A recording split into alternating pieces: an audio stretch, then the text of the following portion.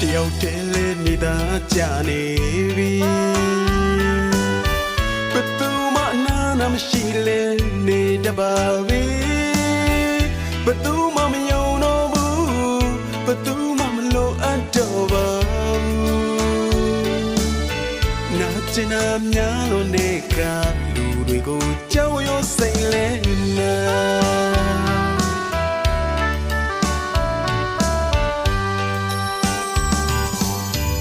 ဘဝကျိုးဝရဲ့လေမ